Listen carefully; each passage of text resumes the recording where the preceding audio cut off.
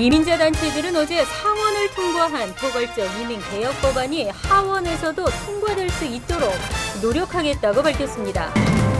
뉴욕 한인 봉사센터 KCS는 어제 한양마트 원앤나인 갤러리에서 제1회 뉴저지 건강 포럼을 열었습니다.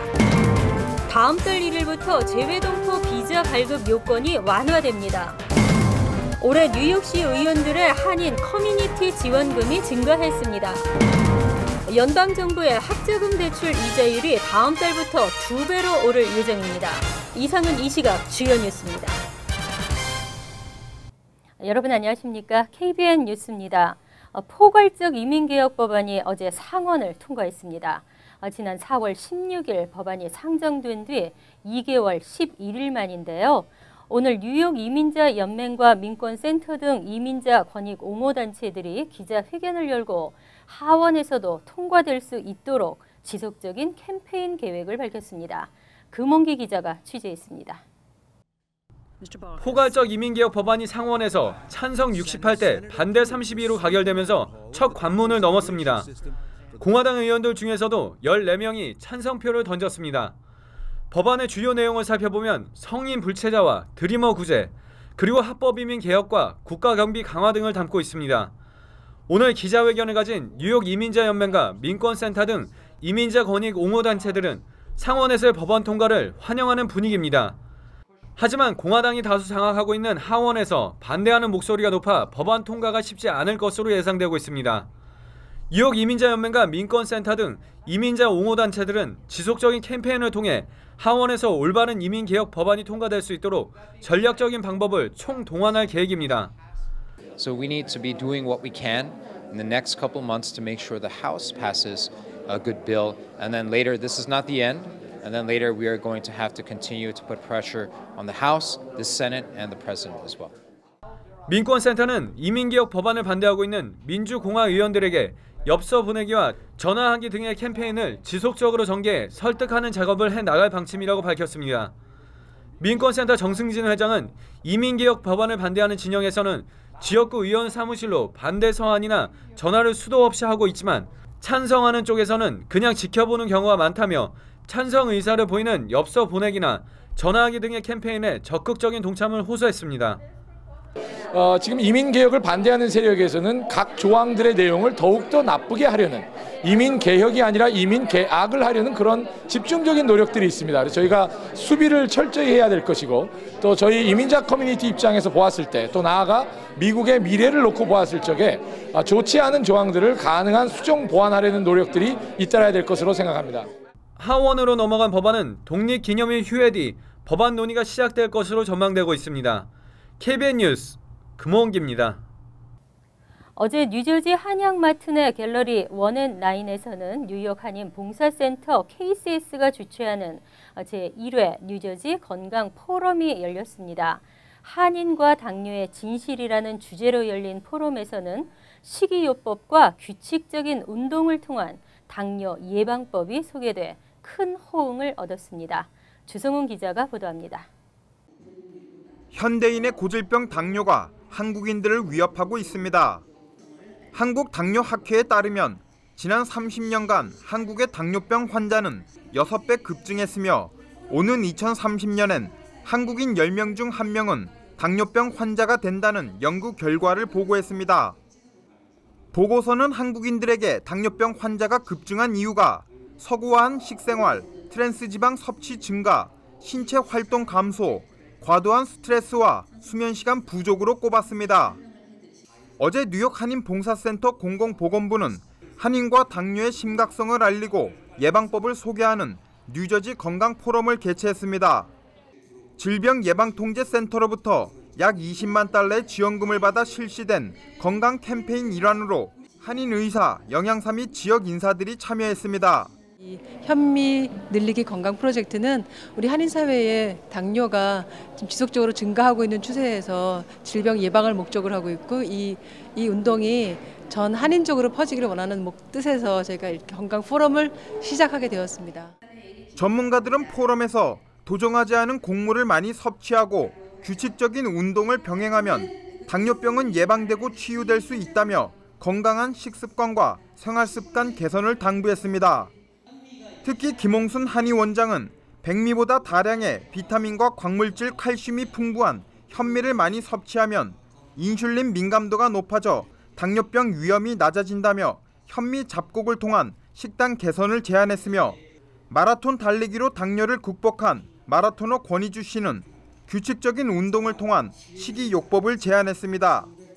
포럼장 주변에는 다양한 현미 음식 맛보기 체험 행사와 5가지 잡곡을 섞어 만든 황금 비율쌀 등을 선보여 한인들에게 당뇨와 현미에 대한 관심을 높였습니다. KBN 뉴스 주성훈입니다. 다음 달 1일부터 재외동포 비자 발급 요건이 완화됩니다. 외국에서 4년제 이상 대학을 졸업해야 받을 수 있었던 F4 비자를 2년제 이상 대학으로 조정했고 H2 비자의 경우에도 등록과 체류 기간 연장을 함께 신청할 수 있도록 했습니다. 한국 법무부는 지난 26일 앞으로 한국 또는 미국을 포함한 외국에서 2년제 이상 대학을 졸업한 한인들에게 F4 비자를 발급한다고 밝혔습니다. 이전에는 한국에서 이공계 전공으로 2년제 이상 대학을 졸업하거나 한국 또는 외국에서 4년제 이상 대학을 졸업해야 F4 비자를 받을 수 있었습니다. 그러나 지난해 4월부터 법무부는 기능사 자격을 획득한 동포들에게 F4 비자를 발급하는 등 이미 재외동포 사증 발급 요건을 완화했습니다. 발급 요건은 완화됐지만 한국 외 국가에서 전문 학사 학위를 취득한 한인은 한국어 능력 요건을 갖추어야 하며 한국어 능력 요건으로는 한국어 능력 시험 3급 이상을 통과하거나 법무부의 사회 통합 프로그램을 이수해야 합니다.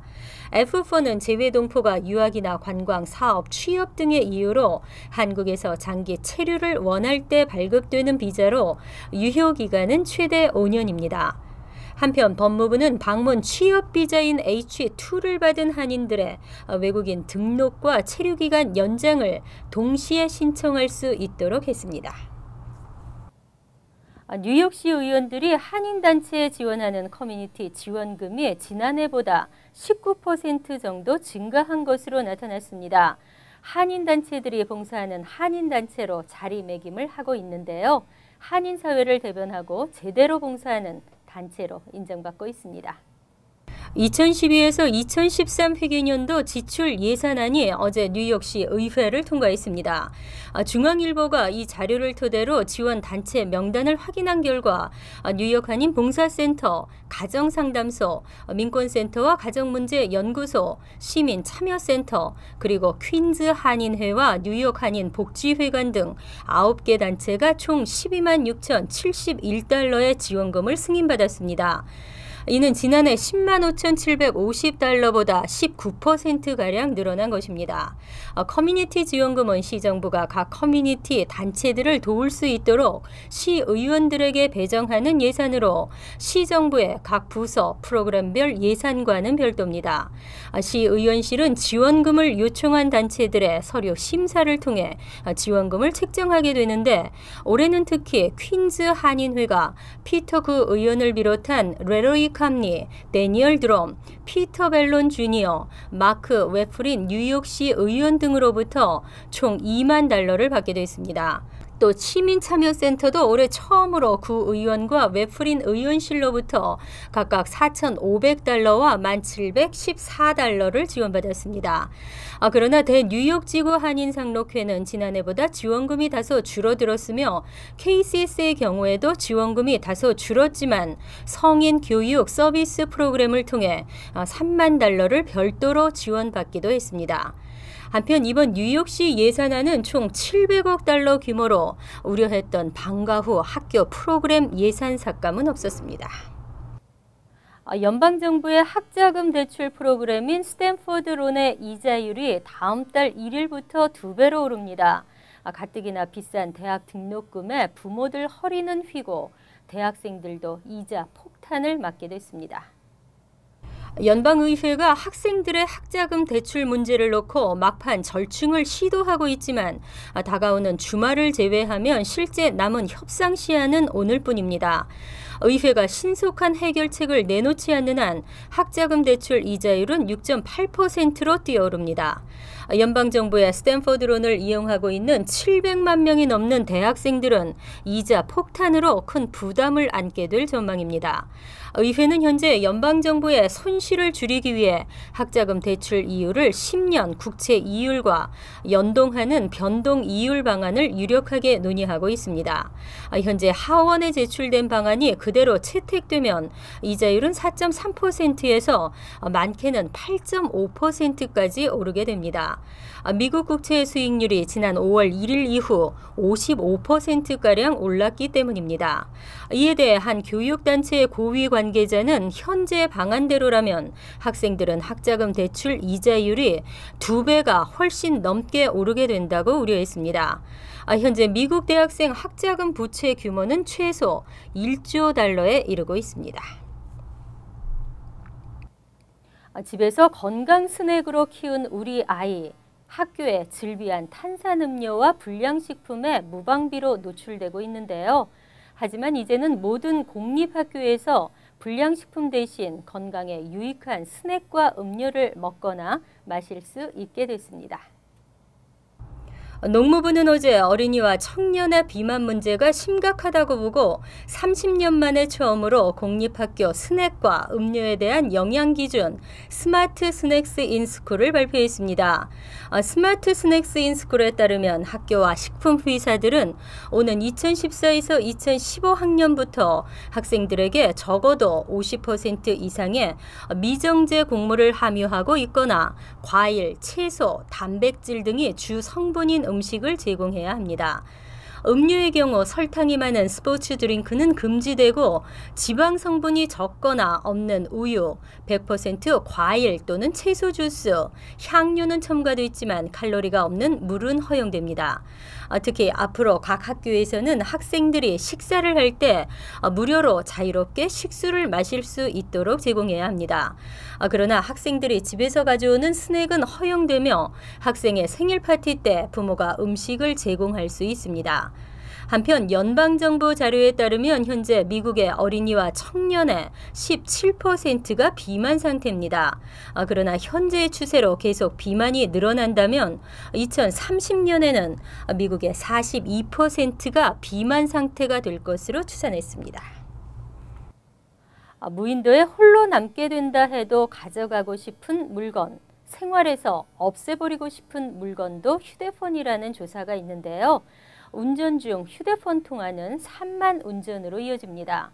뉴저지주가 운전 중 휴대폰 사용 벌금을 대폭 올려 산만 운전으로 인한 교통사고를 줄이겠다고 나섰습니다. 뉴저지주에서 운전 중 휴대폰을 사용하다 적발된 운전자에 대한 벌금이 전격 인상됐습니다.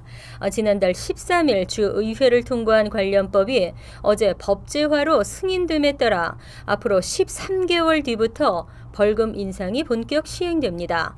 이에 따라 뉴저지주에서 운전 중 휴대폰 사용으로 첫 적발되면 200에서 400달러, 두 번째 적발되면 400에서 600달러, 10년 내 세 번째로 적발되면 600에서 800달러의 벌금이 부과되며 특히 세 번째 적발은 90일간 면허 정지와 벌점 3점이 부과됩니다. 종전까지는 첫 적발에 100달러, 두 번째 적발은 250달러, 세 번째 적발은 500달러까지 벌금이 부과될 수 있었습니다. 관련법을 상정한 리처드 코디 주 상원 의원과 프레드 매든 의원은 벌금 인상으로 운전 중 휴대폰 사용과 같은 산만 운전에 의한 교통사고가 줄어들 것으로 기대한다며 운전 중 휴대폰 사용은 음주운전과 다를 바가 없다고 강조했습니다. 이상으로 KBN 뉴스를 마칩니다. KBN과 함께 즐거운 주말 되시기 바랍니다.